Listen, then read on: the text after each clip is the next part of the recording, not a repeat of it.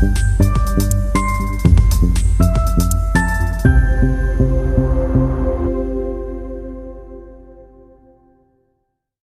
à tous et bienvenue à ce troisième rendez-vous de la Fémise sur une thématique qui est échangée autour du sujet push and crash.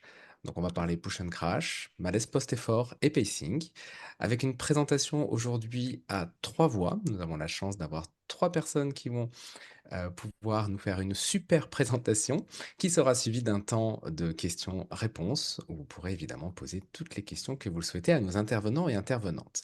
Alors aujourd'hui avec nous, nous avons le docteur Adrien Chaboch. Bonjour Adrien. Vous êtes, Bonjour à toutes et tous. voilà, vous êtes médecin à Paris, praticien en centre de traitement de la douleur et au centre Vitruve. Vous vous intéressez particulièrement à la prise en charge de l'EM, du Covid long et des maladies multisystémiques complexes. Donc on est ravis de vous accueillir aujourd'hui. À vos côtés, nous avons la chance aussi d'avoir Gaëlle Taché-Métifeux, qui est patiente atteinte d'EM depuis 20 ans et qui va pouvoir nous faire part de son expérience très riche autour du cycle push and crash, du malaise post-effort et du pacing. Et puis la troisième voix aujourd'hui est Pietro Tomé, Pietro Tomé, qui est également un patient atteint d'EM, qui accompagne en sophrologie et en éducation thérapeutique du patient centré sur le pacing et qui est également le président de la FEMIS. Donc bonjour à tous les trois, on est ravis de vous accueillir. Je vais vous donner la parole dans quelques instants. Juste un rappel pour le cadre, pour toutes les personnes connectées actuellement. Il y aura donc un replay de la vidéo et une diffusion d'une ressource qui synthétisera tout ce qui aura été dit lors de la conférence d'aujourd'hui. N'hésitez pas à poser vos questions dans le chat. J'aurai la lourde tâche aujourd'hui de faire la synthèse et de les poser à nos intervenants et intervenantes à la fin. Donc l'heure est divisée en deux parties. On va leur laisser la parole pendant 35-40 minutes et ensuite nous aurons un temps d'échange de 20-25 minutes. Posez toutes les questions que vous le souhaitez dans le chat à nous. Encore une fois, je les récupérerai. Si tout le monde est prêt, prête et qu'il n'y a pas de problème technique, mesdames et messieurs, nos invités de marque, vous avez la parole. Bonjour à toutes et à tous. Merci beaucoup Frédéric pour cette introduction et ce lancement. Je vais donc prendre la parole en premier autour de ce sujet que représente le cycle Push and Crash que nous avons souhaité vous présenter aujourd'hui. Alors, de quoi on va parler aujourd'hui? Donc, on va évoquer ce cycle, chercher à le définir, voir quels sont les mécanismes qui se mettent en œuvre dans sa répétition, les leviers possibles, et un retour d'expérience de la part de Gaël autour de ce cycle. Nous évoquerons dans un deuxième temps le malaise post-effort, en cherchant à le définir de la manière la plus consensuelle actuelle. Il y aura ensuite une intervention sur son critère diagnostique, ses caractéristiques, notamment en termes de symptômes, et de même, un retour d'expérience autour de ce malaise post-effort. Enfin, dans un dernier temps, nous évoquerons le pacing comme une stratégie de gestion de l'énergie, solution pour éviter d'être dans ce cycle push and crash, et nous verrons comment le pacing est une intervention non médicamenteuse et une stratégie qui aide les patients, et de même, nous aurons un retour d'expérience sur le sujet. Puis nous aurons, comme Frédéric vous l'a annoncé, un temps de questions et d'échanges sur le sujet. Alors ce cycle push and crash, de quoi s'agit-il? C'est un cycle qui a été formalisé et qui a pour objectif de présenter ce phénomène de cycle de déclenchement du malaise post-effort. Dans un premier temps, nous allons évoquer le mode fonctionner, suivi d'une sollicitation qui malheureusement parfois amène à forcer. Quand le corps et l'organisme forcent, celui-ci réagit, c'est le crash. Et quand le crash est pris en charge, le malaise post-effort est pris en charge, il y a une phase de stabilisation. Fonctionner, c'est quoi? C'est être dans son enveloppe énergétique, c'est-à-dire dépenser uniquement l'énergie à laquelle nous avons accès. Cette dépense se fait dans les limites imposées par la maladie.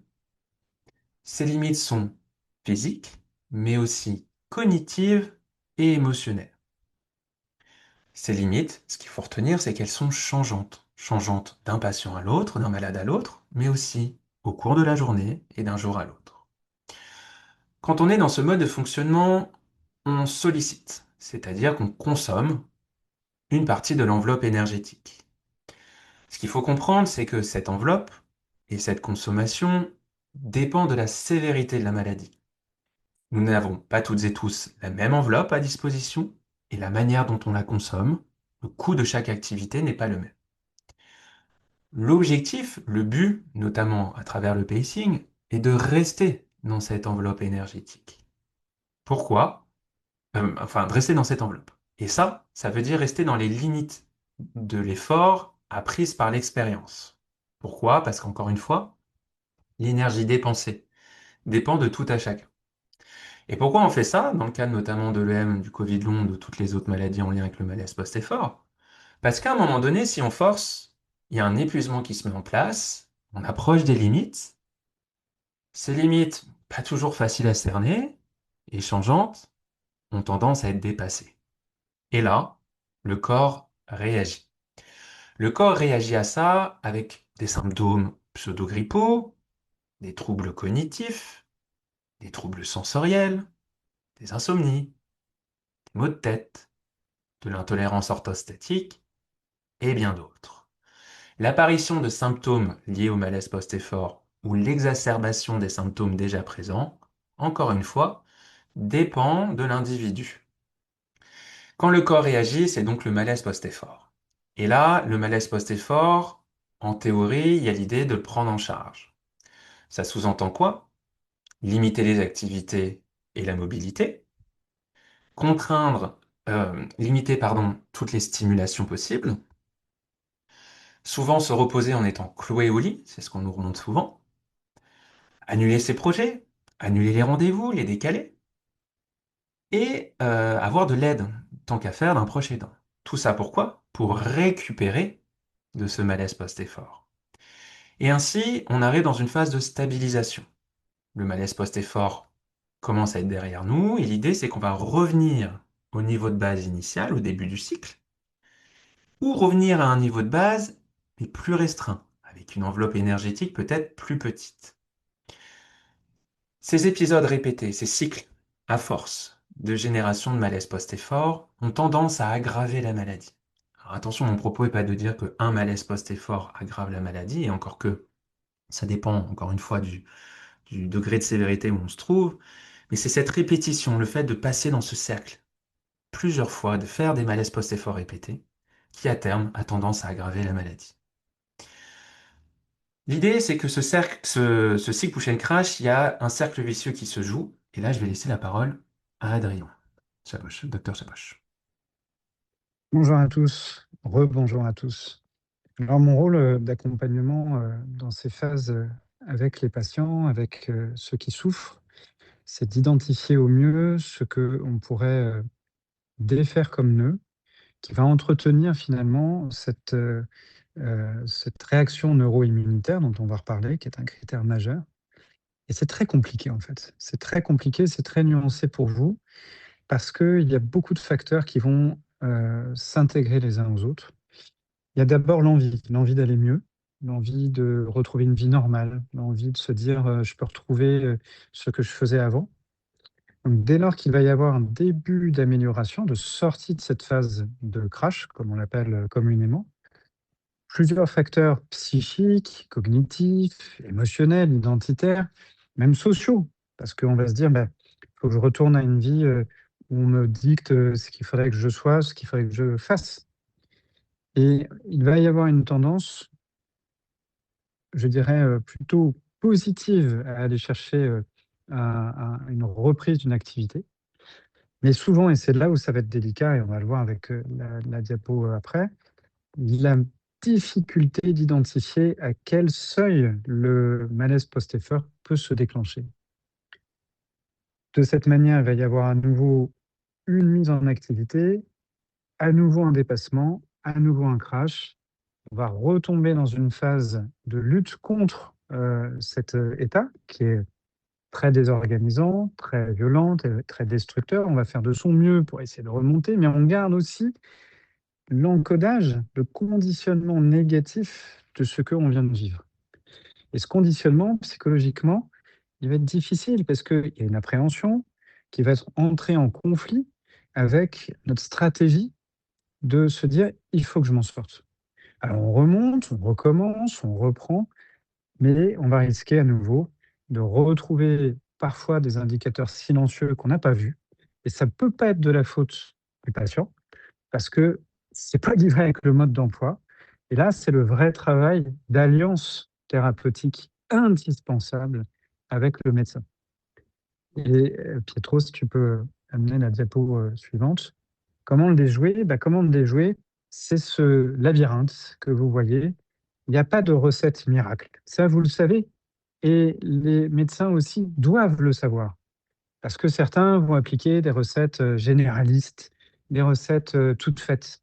Ça ne marche pas. Ça ne marche pas parce que ça doit être une médecine sur mesure. Ça doit être une médecine qui doit être absolument centrée uniquement sur vous et personne d'autre. Même avec des patients ou des patientes qui peuvent présenter des malaises post-effort dont il peut y avoir des faits communs, ce n'est jamais la même manière dont on peut entreprendre un projet de restauration. Et comment le déjouer? Si j'avais le mode d'emploi, je vous jure, je vous le donnerais. Mais je n'ai pas, et les seules possibilités que je peux avoir d'avancer en tant que médecin, c'est de faire équipe avec vous. C'est qu'on soit vraiment dans une collaboration. Et ça, c'est le premier point. C'est peut-être le carré vert au milieu de la diapo, c'est d'avoir une alliance thérapeutique avec la personne avec qui vous allez travailler, qu'il vous croit, qu'il vous accompagne, qu'il n'y ait pas de jugement, pas de conseils à cas faucon. Et ensuite, on va trouver des leviers qui vont s'appuyer sur des techniques médicamenteuses, non médicamenteuses, des techniques aussi de compréhension et d'apprentissage cognitif. Et j'utilise beaucoup les images, j'utilise beaucoup les métaphores, parce que je pense que ça peut parler de manière plus transverse. Et notamment quand on va commencer à remonter de ces malaises post-effort, ce qui est très important, c'est cette économie d'énergie. Une des images que je prends souvent, c'est que quand on vole dans un avion, on doit toujours garder du kérosène pour pouvoir se poser. On ne se pose jamais les cuves vides, sinon on se crache. Et ce travail-là, c'est tout ce qu'on va essayer ensemble de mieux déterminer, de mieux préciser, avec toute la subtilité que ça demande. Merci beaucoup Adrien et j'appelle maintenant Gaël à nous faire son retour d'expérience sur la question du cycle push and crash. Bonjour à tous.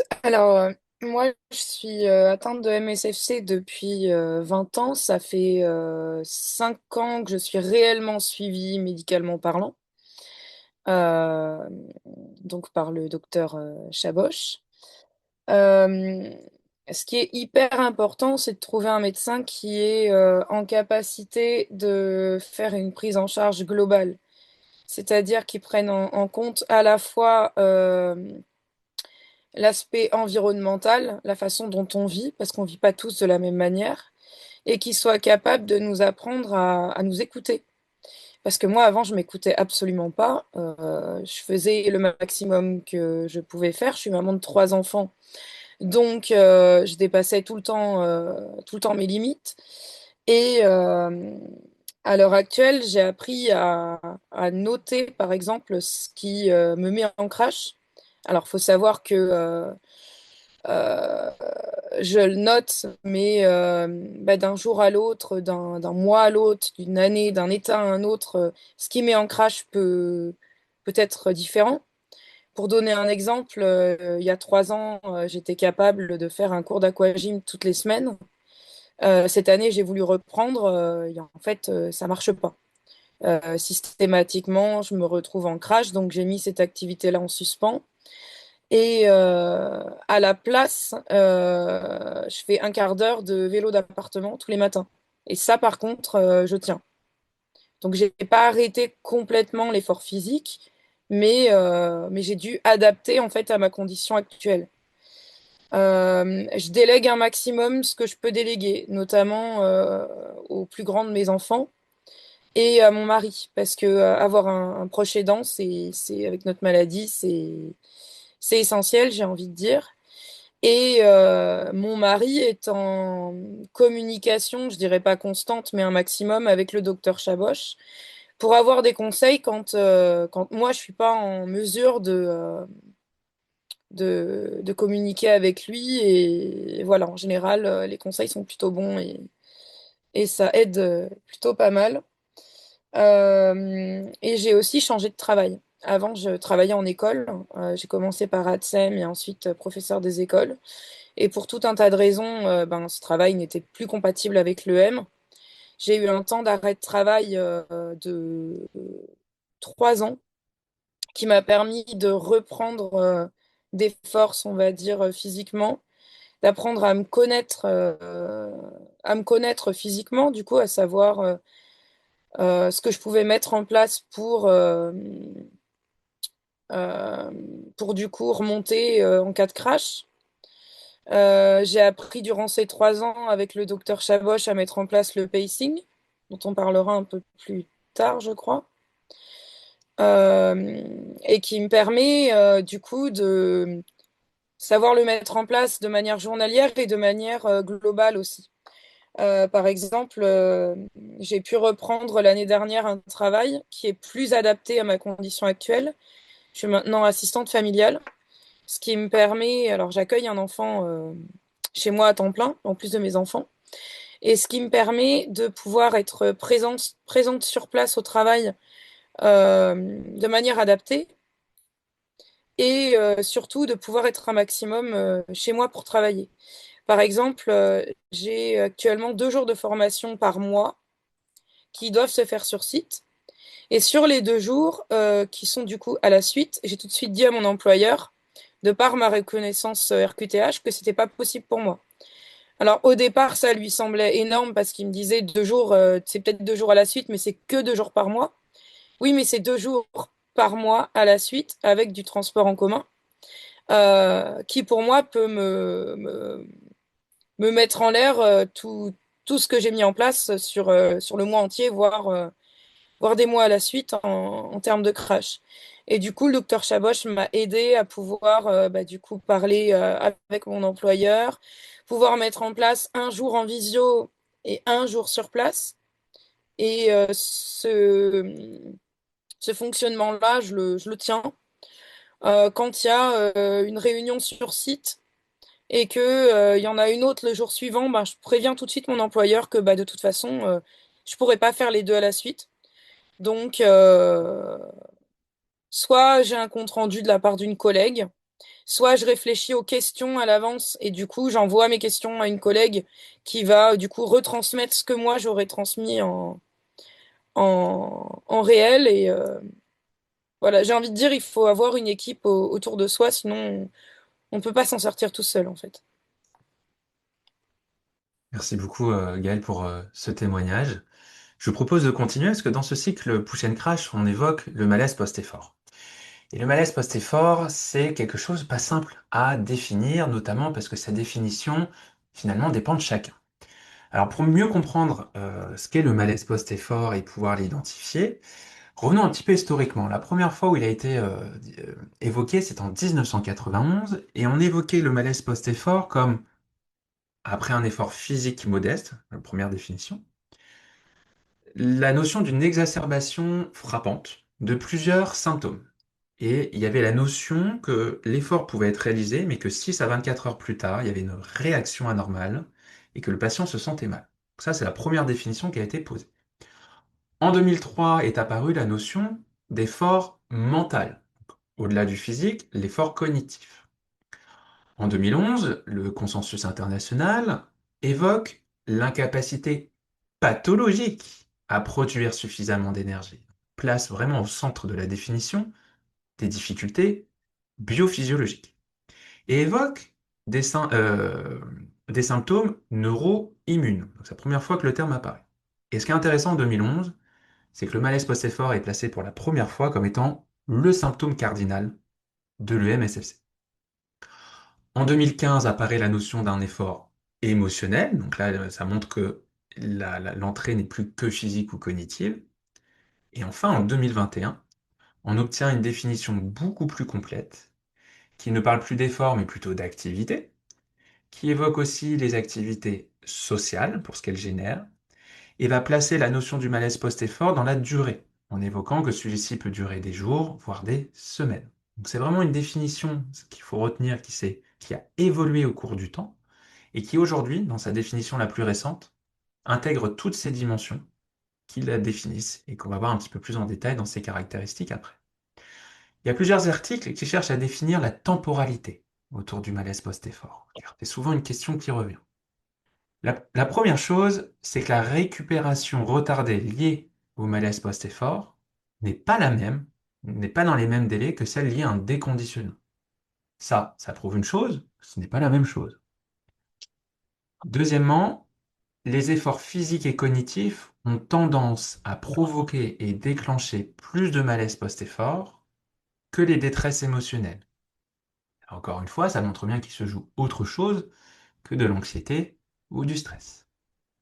Le malaise post-effort a tendance à apparaître environ après 24 heures, mais encore une fois, avec des variations autour de ce délai. En général, un malaise post-effort dure 2 à 7 jours, mais attention, les chercheurs précisent qu'il existe des cas où en fait le malaise post-effort est toujours là. Et ce qui va être plutôt ressenti, c'est une aggravation de ce malaise post-effort. Très souvent dans les témoignages, il y a des gens qui ont du mal à cerner ce qu'est le malaise post-effort parce qu'en fait, ça fait des semaines et des mois qu'ils sont dedans. Et c'est en général parfois, après avoir mis en place des stratégies, des solutions, des thérapeutiques, où le malaise post-effort devient cernable dans son, comment dire, dans ce cycle qu'on a évoqué ensemble. C'est-à-dire, il est présent, il disparaît, puis il revient. Et enfin, la dernière chose qui est importante, c'est qu'au cours du malaise post-effort, les symptômes sont variables et évoluent, pardon, au cours du temps de ce malaise post-effort. Donc il y a aussi une notion d'évolution au sein d'un épisode de malaise post-effort. Voilà, ça c'est des éléments qui permettent un petit peu mieux de comprendre et de définir les contours du malaise post-effort. Et je vais laisser la parole au docteur Chaboch sur le diagnostic et les symptômes en lien avec le malaise post-effort.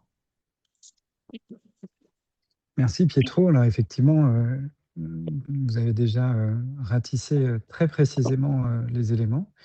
Et c'est important de s'aligner tout à fait précisément sur ce MPE, sur le malaise post-effort. Parce que comme vous l'avez très bien dit, c'est vraiment le critère à aller rechercher de manière spécifique. Encore une fois, c'est le boulot du docteur, hein. Et le patient, vous devez effectivement être informé de ça. Mais informer aussi le docteur quand on peut. Et puis surtout, le docteur, il doit aller chercher les informations. Et on se forme. La frise chronologique que Pietro vous a présentée est très intéressante parce que ça montre l'évolution de la pensée médicale et la précision petit à petit de la pensée médicale. On est passé d'un diagnostic de c'est dans la tête à c'est un épuisement neuro-immunitaire. C'est-à-dire c'est pas dans la tête. En tout cas, si c'est dans la tête, c'est bien dans le cerveau parce qu'il y a une production d'hormones, de médiateurs de l'inflammation, c'est-à-dire de molécules qui vont être sécrétées par votre organisme, qui vont circuler dans le corps et qui va avoir un impact majeur. Alors, dans les critères officiels, on va rentrer dans le détail de cette neuroimmunologie post-effort. Il y a cette fatigabilité marquée rapide. Fatigabilité, ça veut dire quoi? L'être humain, il est fait pour être fatigué. Ça, c'est normal. Mais une fatigue normale, c'est un sentiment de perte de capacité que l'on va ressentir lorsque nous faisons une activité, quelles que soient les activités. C'est le début comme une barre d'énergie qui se diminue chaque fois qu'on fait quelque chose. Mais cette barre d'énergie, elle doit revenir à la normale avec un repos normal. La fatigabilité, c'est de faire une activité, de ressentir dans un délai anormal une fatigue disproportionnée. Donc on va lire un livre et au lieu de lire 10 pages, au bout déjà de une page, trois quarts de page, on n'y arrive plus. Ça, c'est la fatigabilité. Marquée et rapide, c'est-à-dire que dans le MPE, ça peut survenir dans les allez, minutes, 30 minutes, même pas, après le déclencheur. Ce qui est compliqué, c'est que ce déclencheur peut être variable. Il va toujours mener en tout cas à une exacerbation des symptômes. Alors lesquels? Eh bien, ça peut être avant tout évidemment la fatigue, comme on l'a dit, mais pas que. On va avoir aussi des douleurs qui peuvent être diffuses, qui peuvent être systématisées. Ça peut être à un endroit ou l'ensemble du corps. Mais ce n'est pas des douleurs qu'on arrive très bien à se représenter parce qu'elles touchent un ensemble. Elles vont toucher les bras, le dos, le devant, le derrière, etc. Et on va être perdu en fait dans cette douleur. Qu'est-ce qu'on va avoir d'autre? On va avoir le syndrome aussi grippal qui fait partie des critères. c'est une sorte de sentiment d'être comme grippé tout d'un coup. Oui, désolé, je navigue d'une diapo Ah à une oui. autre, mais parce que souvent, c'est la présentation qui peut se passer, on y reviendra. Et ce syndrome grippal, on peut se dire vraiment, bah, tiens, je crois que j'ai attrapé quelque chose. Alors, quand c'est la première fois, bah, on est un peu perdu. J'ai une patiente qui a 16 ans, qui a ça l'hiver quand elle tombe malade, elle ne sait pas faire la différence entre les deux. Ça, c'est très compliqué. Si on vient juste en arrière d'une diapo, on va avoir aussi les troubles neurocognitifs. Et ceux-ci vont s'installer de manière majeure pendant le MPE, mais pouvoir persister aussi dans les intervalles entre les crises. Qu'est-ce qu'on va trouver? Des troubles de l'attention, des troubles de la concentration, des troubles du raisonnement, de la mémoire de travail, c'est-à-dire notre capacité à programmer des tâches, et ce qui va s'apparenter à ce qu'on appelle le brouillard mental, qui est, je trouve, le meilleur reflet de ce trouble neuro-immunitaire. Parce que plus on en sait actuellement à l'état des recherches sur ce brouillard mental, le brain fog, comme on l'appelle, plus on arrive à identifier en laboratoire et un petit peu dans la vraie vie l'association de ce brouillard mental à des protéines de l'inflammation. D'où le fait que des scientifiques de pointe ont parlé de troubles neuro-immunitaires. On n'a pas tout compris sur ce qui se passe, mais on sait le décrire de mieux en mieux. Évidemment, bah, vous vous doutez bien, le sommeil ne va pas être réparateur. Même si on dort 10 heures, 12 heures, on va avoir un sentiment de, de manque d'énergie. J'appelle ça la batterie du téléphone qui ne se recharge pas. C'est-à-dire, toute la nuit, vous êtes branché. Le lendemain, vous enlevez la recharge et ça n'a pas complètement chargé. Si on repasse à la diapo suivante, s'il te plaît. Merci. Et cette neuroimmunologie qui va embraser, si vous voulez, l'inflammation, va entraîner une cascade d'événements. Parce que si vous êtes dans un incendie intérieur, c'est une image, hein, bien sûr, un incendie inflammatoire, l'ensemble des autres paramètres va être perturbé, notamment le système immunitaire, puisque c'est lui qui est au cœur de ces processus. Donc on va avoir aussi une vulnérabilité aux infections. Et là, vous vous doutez bien, évidemment, on met des mots sur ce cercle vicieux. Je suis fatigué, je crache, je suis plus vulnérable, j'ai une fragilité à certaines infections virales, et notamment l'hiver, qui est une saison très difficile pour vous.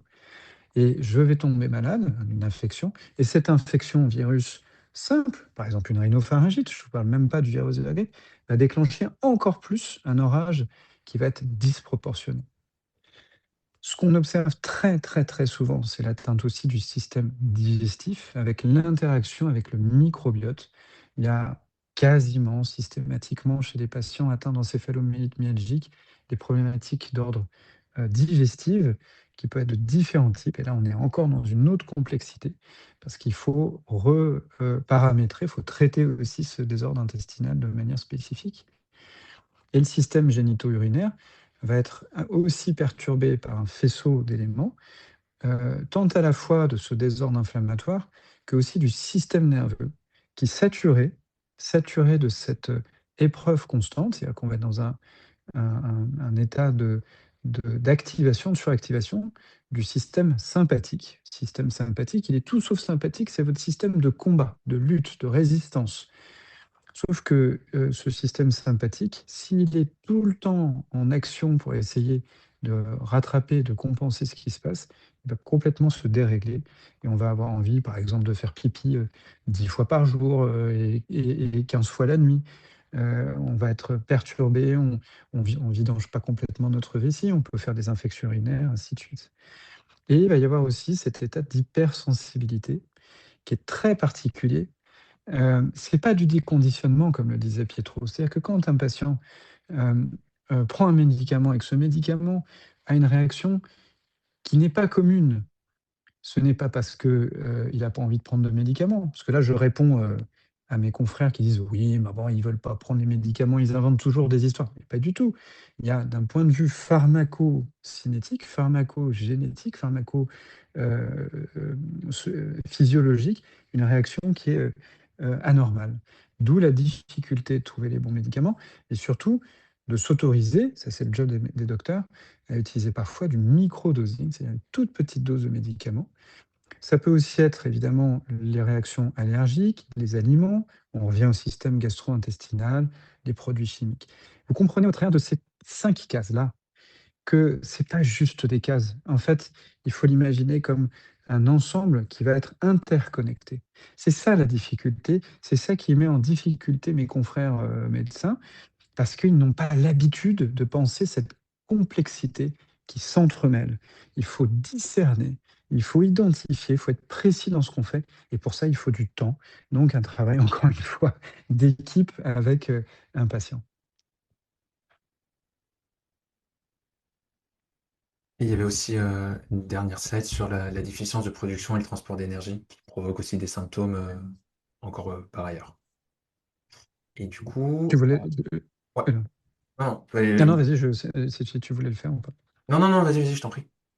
Oui, non, ce qui est au cœur de notre réflexion, et j'en parlais encore avec un médecin fabuleux que j'ai rencontré cet après-midi qui est à Montpellier, qui s'intéresse beaucoup au pouvoir des plantes, et il me dit, je m'intéresse de plus en plus à la mitochondrie. La mitochondrie, pour vous expliquer, c'est dans nos cellules, chaque cellule, c'est un microcosme avec un petit monde à l'intérieur. Et dedans, on a des structures cellulaires qui vont produire, c'est comme une usine, si vous voulez, chacun a son rôle. Et la mitochondrie, c'est une petite barre qui est dans la cellule et qui est chargée de la production d'énergie. On sait de plus en plus que cette production d'énergie, ce transport d'énergie, il va être perturbé dans l'encéphalomyélite myalgique, soit qu'on n'en produit pas assez, soit qu'elle est consommée tout de suite, et ça va avoir un retentissement évidemment sur l'ensemble des appareils du corps, cardiovasculaire, le cœur, les vaisseaux, d'où les problématiques tensionnelles, par exemple, que vous pouvez retrouver. Un patient encore récemment qui me disait, mais je me lève de mon siège et j'ai la tête qui tourne, je suis obligé de me rasseoir. Respiratoire, parce qu'on va avoir un échange gazeux qui va se faire d'une qualité diminuée, donc on va avoir l'impression parfois de pas bien respirer. La commande neurologique de la respiration va être détraquée, donc on va avoir des syndromes par exemple d'hyperventilation, comme on l'a vu, et le Covid long nous l'a montré, mais dans l'encéphalomyélite myalgique, on le connaissait depuis longtemps.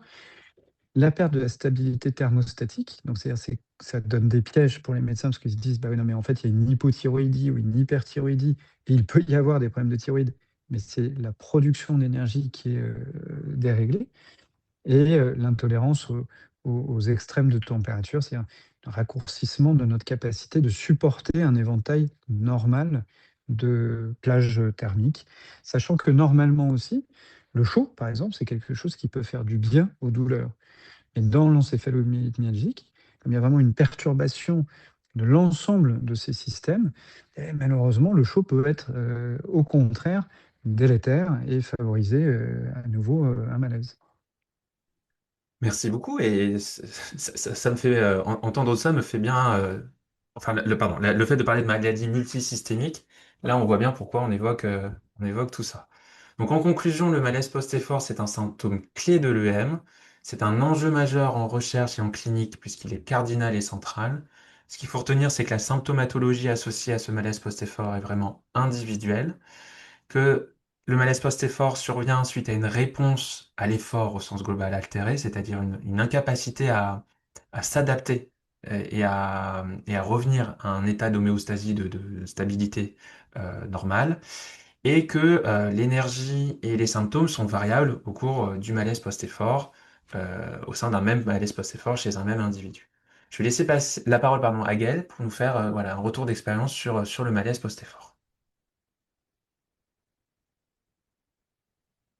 Alors, je vais vous parler de les signes que j'ai moi qui me montrent que ça y est, je suis en train de faire un malaise post-effort.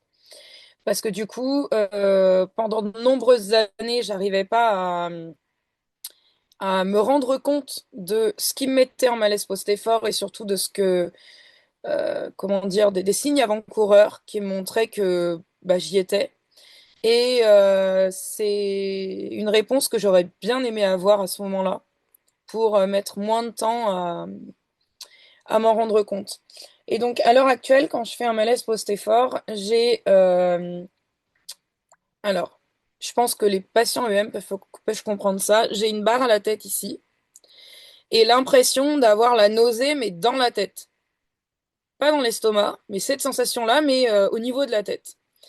Et je me mets à avoir le cœur qui bat très très très très fort, des vertiges qui quelquefois peuvent me faire voir des genres de... je sais pas si vous voyez les vieilles télés cathodiques avec la neige grise. Ben là, ça fait une genre de neige, mais jaune. Et le besoin de d'arrêter de bouger, de tenir ma tête, d'arrêter de bouger. Et une fois que cet épisode-là est passé, de m'allonger. Et là, m'allonger, et je peux plus parler parce que parler demande un effort énorme. Euh, euh, Ça me demande beaucoup d'efforts parce que ça me demande de l'effort respiratoire, ça me demande de l'effort de concentration, ça me demande de l'effort d'attention, parce qu'évidemment, si je parle à la personne en face, ben, il va falloir que je me concentre sur ce qu'elle me dit pour pouvoir lui apporter une autre réponse. Et du coup, je dirais qu'à ce moment-là, parler est encore plus dur que bouger, en fait, avoir une conversation. Et c'est pour ça que quand j'ai ce genre de malaise ou ce genre de moment où ça va vraiment pas et que mon mari à côté, c'est pas qu'il panique, mais il s'inquiète, ben souvent le docteur Chaboch reçoit des mails de sa part. Voilà, à ce moment-là. Et du coup, comment, euh, comment je sais que le malaise post-effort s'installe? Parce que le lendemain matin, quand je vais me réveiller, je serai déjà épuisée. L'impression du coup de ne pas avoir du tout dormi, alors qu'en fait, je peux avoir des nuits de 10, 12 heures. Euh, du coup, je vais me lever, je vais être très irritable parce que déjà énervée par le fait d'avoir dormi autant et puis souvent d'avoir fait un malaise post-effort pour des choses qui, pour une personne entre guillemets normale, serait rien du tout.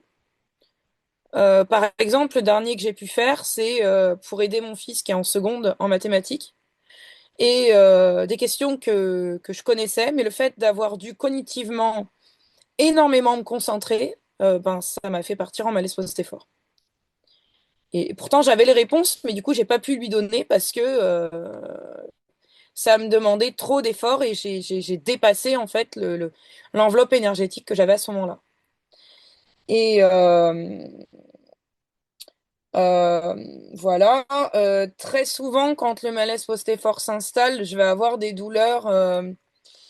On peut comparer ça à des douleurs de tendinite, qui évidemment ne sont pas des tendinites, mais c'est ayant déjà fait des tendinites avant de faire ce type de douleur, c'est la comparaison que je donnerais. Ça donne comme des points de douleur, souvent aux articulations ou aux muscles. Et ça, malheureusement, ça passe avec le temps parce qu'on peut pas mettre de crème, on peut pas mettre d'huile ou de... De toute façon, ça fera rien. C'est le système neurologique qui part en vrille, quoi, si je puis dire. Je vais avoir, alors ça c'est assez constant, de l'intolérance au bruit et aux stimuli, qui vont être exacerbés quand je suis en malaise post-effort. Mais de manière constante, mes enfants par exemple, quand ils vont se mettre à faire des des petits trucs comme ça, ou euh, à triturer un stylo, tapoter sur la table, ça va être faire des bruits avec sa bouche, ça va être se toucher les cheveux comme ça tout le temps. Si je vois la personne le faire de manière constante, ça va être problématique pour moi parce que du coup, je vais me concentrer sur ce truc-là et pas sur autre chose et ça va euh, et du coup, ça va me déstabiliser. Je fais aussi de l'hyperacousie qui est exacerbée quand je suis en malaise post-effort. Et alors là, ça fait rire la famille à la maison parce que si les voisins, si les voisins s'engueulent ou disent quelque chose proche d'une cloison, moi j'entends tout. Donc je suis capable de faire la retranscription de la conversation presque au mot près et c'est hyper désagréable. Euh, je vais avoir ma fille qui va chanter et qui pourtant chante très bien, hein, et j'adore le chant moi-même, mais je vais pas la supporter. Euh, Qu'est-ce qu'il peut y avoir d'autre? Une conversation téléphonique, ça va être très compliqué à tenir. D'autant plus si quand j'ai la personne au téléphone, dans son environnement proche, il y a du bruit, des mouvements, parce que du coup, je les ressens puissance 10. Euh, et puis surtout, un rien va m'énerver en fait. Donc je vais être la désagréable de service. Alors maintenant, mon mari et mes enfants savent pourquoi, ils m'en veulent pas, mais c'est vrai que dans l'environnement moins proche, ça peut être très mal perçu. Alors désolé, hein, j'avais pris des notes pour rien oublier. Le docteur Chaboch parlait de dysfonctionnement, euh, je ne sais plus si on dit physionomique, mais par exemple, j'ai le syndrome du côlon irritable et pendant les malaises post-effort, je passe de la diarrhée à la constipation en moins de 24 heures. Ce qui fait que c'est un peu gênant et surtout très, très, très compliqué sur la durée à suivre. Depuis que j'ai vraiment développé, depuis que j'ai développé le l'EM, je suis intolérante au lactose. Donc tout ce qui est lait non transformé, c'est plus la peine. Quand je dis non transformé, c'est que yaourt et certains fromages à pâte dure, ça passe. Mais le lait, je sais pas moi, yaourt à boire, lait de vache, pardon, classique, etc. Ça va me donner envie de vomir. Euh, Quand je suis en malaise post-effort, la plupart du temps, je fais du brouillard cérébral. Me concernant, c'est surtout le matin jusqu'à la fin de matinée. Et durant le brouillard cérébral, je comprends pas grand-chose à ce qu'on me dit. Je peux par exemple vouloir faire des papiers administratifs et là, ça a beau être des trucs tout simples que j'aurais fait tous les mois. Par exemple, dans le cadre de mon travail, il faut que je remplisse une feuille de présence pour les enfants qui ont été présents, que ce soit en relais ou en accueil temps plein. Bah, je peux ne plus savoir quelle case cocher, alors que c'est pourtant quelque chose que je connais bien. Et du coup, là, heureusement qu'il y a mon mari qui est là pour me dire, bon, écoute, là, stop, t'arrêtes tout et tu le fais plus tard. Parce que dans mon caractère, j'ai envie j'ai besoin pour me sentir bien, d'avoir fini la tâche que j'entreprends. Et le truc, c'est que si je n'arrive pas à faire cette tâche-là, ben, je vais enchaîner encore plus de malaise post-effort et je vais jamais en sortir, quoi. Et qu'est-ce qu'il y avait d'autre? La sensation de... Alors désolé, c'est un peu décousu, hein, mais la sensation de fièvre avec des frissons, je pense que c'est ce qu'on appelle la sensation d'état grippal. Je peux avoir l'impression d'avoir une grosse température, d'être vraiment pas bien du tout, alors qu'en fait, il y a rien. Et pareil, trouble de la thyroïde, j'en fais partie aussi. Euh, voilà, je pense que j'ai fait le tour. Évidemment, le stress engendre le stress engendre de la fatigue engendre de l'adrénaline et l'adrénaline m'engendre de l'insomnie. Et quand je suis en plein crash, j'ai beau être hyper crevée, j'arrive pas à dormir. Parce qu'en fait, le cerveau, lui, il s'arrête pas et les pensées, elles tournent, elles tournent, elles tournent en boucle. Et voilà, c'était mon petit mot de la fin. Merci beaucoup Gaël pour ce témoignage sur votre malaise post-effort. Et là, voilà, la suite qui vient avec ça, c'est bah, comment s'en sortir, éviter d'être en malaise post-effort et de répéter ce cycle. Une des solutions étant le pacing. Pourquoi? Parce que le pacing permet, avec diverses stratégies, de rester dans son enveloppe énergétique, de maîtriser au mieux tous ces facteurs qu'on a vus ensemble, pour faire en sorte de ne pas déclencher une malaise post-effort dans le meilleur des cas ou la plupart du temps. Parce qu'évidemment, ce qu'il faut retenir, c'est que tout ça est très complexe. Le pacing, ça nous vient au départ du milieu du sport d'endurance. Puis la recherche s'est intéressée à cette technique, ces stratégies, notamment autour de la sclérose en plaques et de l'EM, et se sont rendus compte que c'était des stratégies qui étaient positives. Il y a donc eu dans les recommandations de 2021 du Nice la mise en œuvre du pacing dans la gestion de l'énergie et de son enveloppe énergétique. Et il y a une étude de 2024 qui montre les effets bénéfiques du pacing, notamment dans le cadre de l'EM. Le pacing, c'est quoi? C'est une stratégie d'adaptation individualisée. Donc là, c'est ce qu'on évoque aussi depuis le départ, c'est le côté vraiment individualisé de tout ça. Pourquoi? Parce que le pacing de Gaël, ce n'est pas mon pacing et vice-versa. Nous sommes différents, nous avons des activités, des environnements, des symptômes, des stratégies différentes. Et le but, c'est d'équilibrer justement tout ce qui est activité, repos, de telle sorte de rester dans son enveloppe énergétique. L'idée, c'est d'éviter l'exacerbation des symptômes et des malaises post-effort. Ce qu'il faut retenir, c'est que c'est une démarche proactive et bienveillante. Pourquoi? Parce que il y a des jours ça marche pas, il y a des jours c'est pas évident, et que l'idée n'étant pas de ne plus de tout améliorer du jour au lendemain, mais d'avoir progressivement une amélioration de la qualité de vie et d'éviter notamment les malaises post-effort, de plus en plus.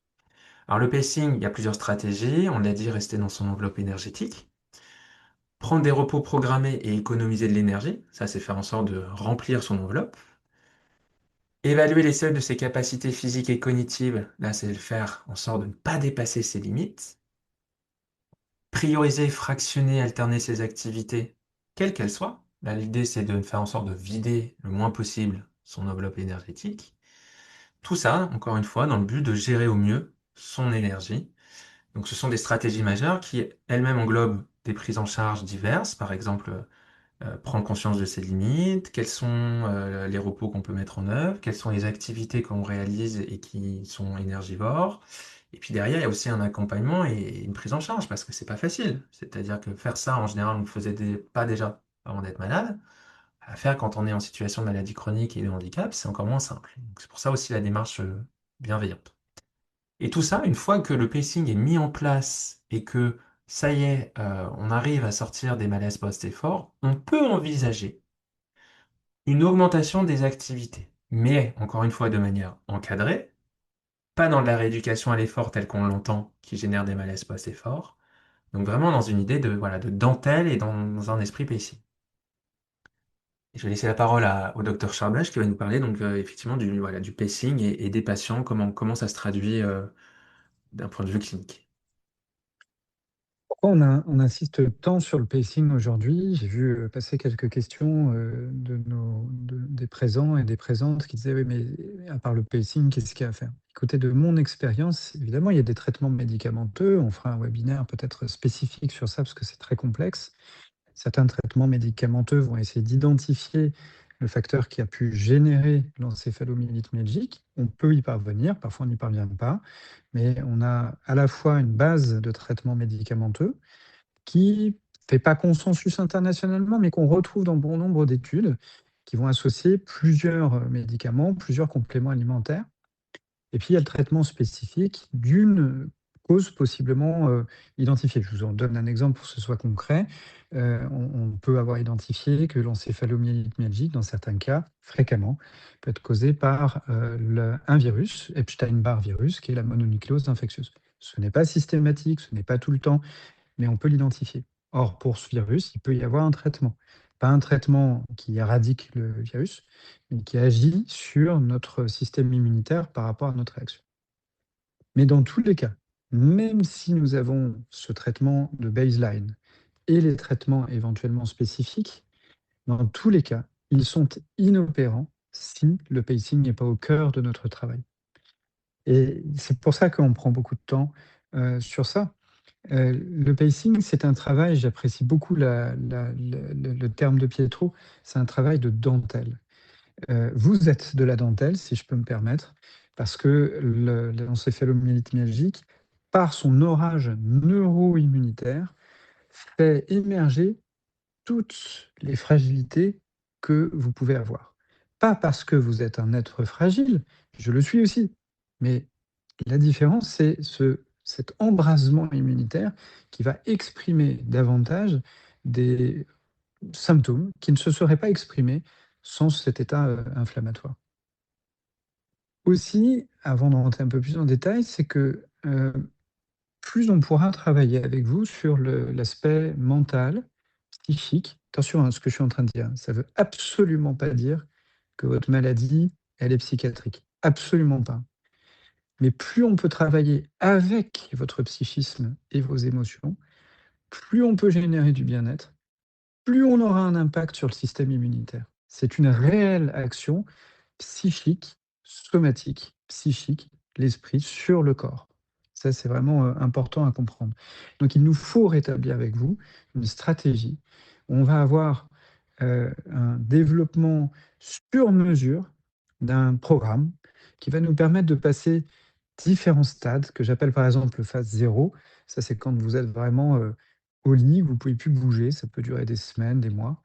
Et puis à la phase 1, on commence à remonter, à sortir de ce crash et à réenvisager des activités. Mais souvent, cette phase, elle est très instable parce qu'on n'a pas encore mis la stratégie en place, on n'a pas trouvé. Et la deuxième phase, c'est quand effectivement on recommence à être un peu plus actif, mais on est à risque de se dépasser.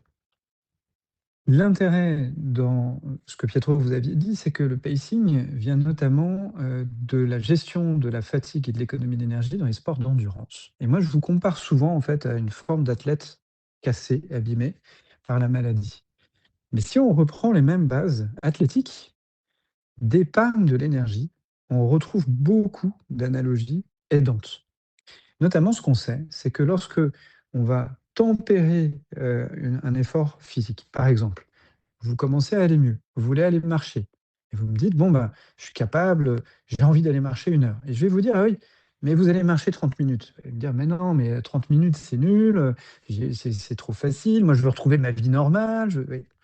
Et il va falloir apprendre, et Gaël l'a exprimé aussi, à se frustrer, à arrêter avant la fatigue. Un exemple par rapport à ça, quand on a soif, c'est qu'on est déjà déshydraté. C'est que le mécanisme d'alerte s'est déjà activé. Il faut s'hydrater avant d'avoir soif. Et dans le pacing, le maître mot, ça va être cette fragmentation en douceur. C'est-à-dire qu'on ne va pas faire des oscillations énergie, énergie, activité, activité, crash.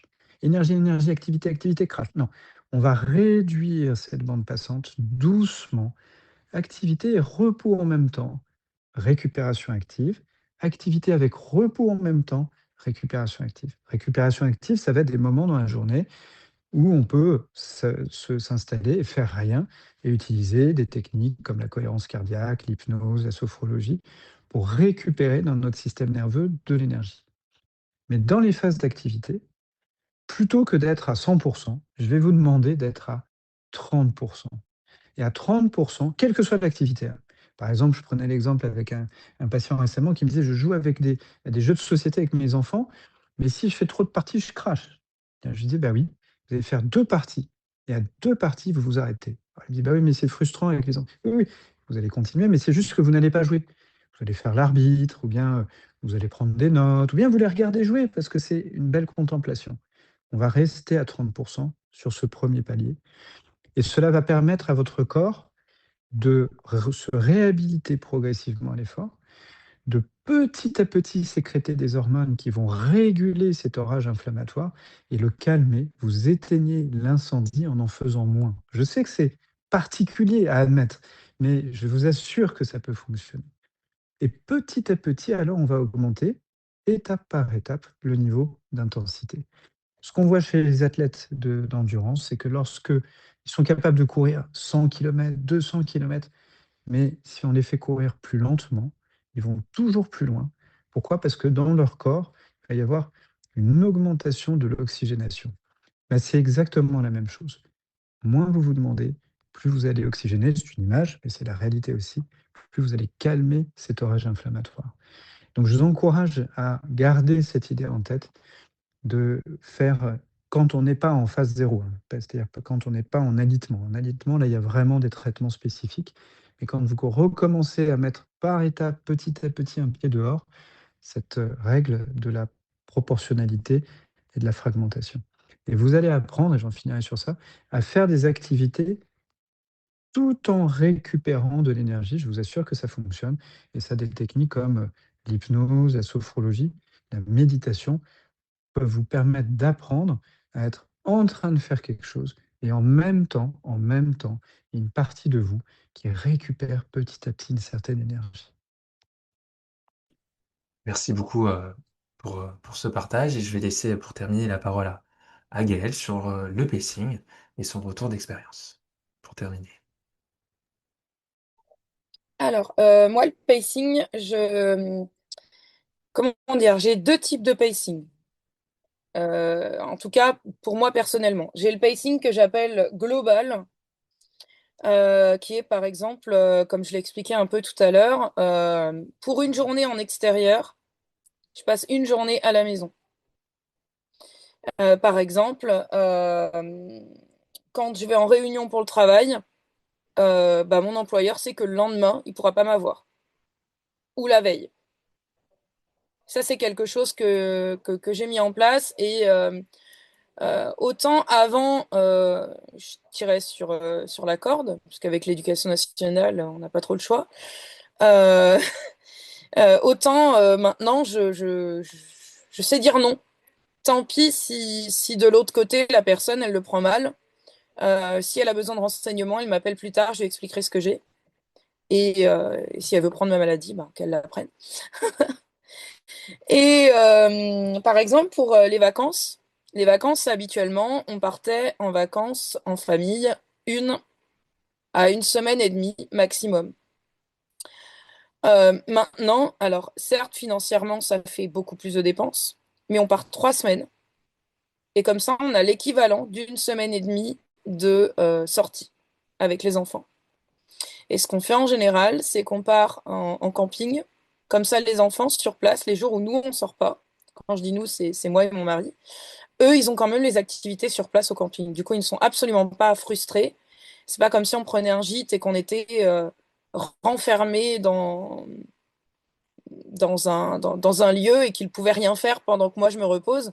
Au contraire, je me repose, je suis au calme, parce que du coup, les enfants sont à un endroit du camping où eux, ils s'amusent et moi, je peux me reposer un jour sur deux. Donc ça, c'est ce que j'appelle mon pacing global. Et sinon, le pacing journalier, c'est une activité pour un repos. Et alors, quand je parle d'activité, c'est un truc tout simple, hein, je me lève le matin, je prends mon petit déjeuner, c'est une activité. Donc, du coup, je prends un quart d'heure, je m'allonge, je prends un quart d'heure et sans sollicitation.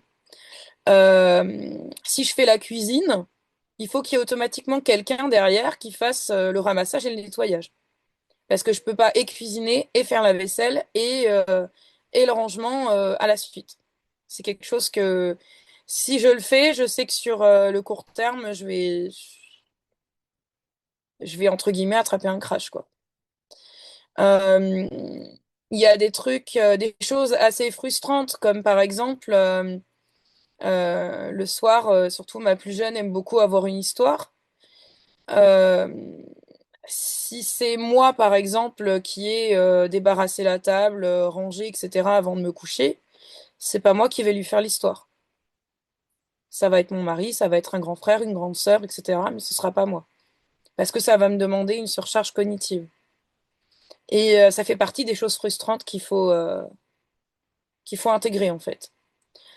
Euh, quoi d'autre? Il faut savoir dire non, même à la dernière minute, et ça, c'est un de mes plus gros soucis parce que bah, dire non parce que c'était prévu de venir un week-end et que bah, finalement, l'avant-veille, bah, je me rends compte que ce ne sera pas possible. Euh, bah, il faut le faire. Malgré tout, il faut le faire parce que bah, quand on vient passer le week-end chez un ami, dans la famille, etc., bah, on sait que ce sera une sollicitation pendant minimum 48 heures, que ça va peut-être être un trajet en voiture ou en train ou autre qui va demander aussi de l'énergie. Euh, et c'est essentiel de savoir dire, bah non, finalement, je peux pas. L'autre, il va être frustré pendant un petit moment, nous aussi, mais lui, il aura pas le malaise post-effort qui a à la suite, en fait. Voilà. Merci Et je beaucoup. voudrais vous dire un Oui. dernier mot avant de laisser la parole à Petro pour clore. Je voudrais un dernier mot, c'est que je voudrais vous faire passer un message d'espoir. Parce que, à mon sens, en fait, vous êtes l'avenir. Pourquoi je vous dis ça? Parce que si nous n'arrivons pas, dans notre système de santé actuel, à bien vous soigner à ce jour, C'est parce que l'encéphalomyélite myalgique est le modèle de la pathologie complexe, c'est-à-dire multisystémique. Et que notre système de santé, notre idéologie de santé depuis les années 60 a été basée sur l'organe malade et le traitement répondant à un organe ou une maladie. Or, vous démontrez malheureusement par votre pathologie qu'on ne peut plus traiter comme ça. Vous n'êtes pas les seuls. Il y a d'autres maladies multisystémiques complexes, par exemple l'endométriose, par exemple la douleur chronique, la fibromyalgie, etc. Mais l'encéphalomyélite myalgique, c'est la combinaison de bon nombre de ces facteurs. Et donc je suis sûr, et je vous assure que j'en suis sûr, je vous le promets, que demain, c'est l'espace de réflexion scientifique, de recherche et de traitement qui va le plus progresser. Parce que tous les éléments concordent à ce que nous allions nous intéresser à ça de plus en plus. Pourquoi? Parce que demain, l'OMS nous l'a bien prévenu, 50% des maladies pourront être chroniques. L'encéphalomyélite myalgique, ça fait partie de ces maladies qui vont accompagner le patient tout au long de la vie, dont on n'aura peut-être pas un traitement qui va tout guérir, mais une combinaison de traitements dans une approche globale, intégrative, centrée sur vous et qui soit humaniste. Merci beaucoup pour ce message très Oui, important. et qui Et fait du bien, oui. complètement. Merci. Frédéric, Oui, alors, merci beaucoup pour tous ces moments, d'échange extrêmement riches. Il y a eu beaucoup de réactions dans le chat, beaucoup de questions. Alors, le temps étant imparti, on propose à nos intervenants, s'ils sont d'accord, de leur envoyer les questions, de recueillir les réponses à ces questions. Donc on a bien tout noté. Il y a eu pas mal de questions importantes. Je pense si on peut apporter des réponses, enfin, si vous pouvez apporter des réponses, ce serait super. Êtes-vous d'accord pour qu'on vous envoie les questions, et que vous puissiez nous apporter une réponse qu'on puisse envoyer aux personnes qui étaient présentes aujourd'hui? Donc je demande à Pietro, à Adrien et à et aussi à pardon, Gaël. Gaël. Euh, oui, en tout cas pour ma part. J'ai vu Gaël faire un pouce vers le haut, Oui, Adrien un et signe de la tête. Adrien Voilà, aussi. l'idée c'est Pas de que problème. on Super. essaiera de répondre à un maximum et de fournir ça comme une Voilà, FAQ sur les ressources. voilà, parce qu'on a noté ça, il y a, voilà, je pense des questions, c'est important de pouvoir y répondre. Donc merci beaucoup. Merci pour ces derniers mots, Adrien, que je trouve particulièrement touchants. Pour Euh, conclure, très oui, rapidement, voilà, en vas-y. synthèse, ce qu'il faut retenir, c'est que ce cycle push and crash génère des malaises post-effort, que le malaise post-effort est important à diagnostiquer et à comprendre. Pourquoi? Pour l'éviter. Et une des stratégies parmi d'autres pour éviter le malaise post-effort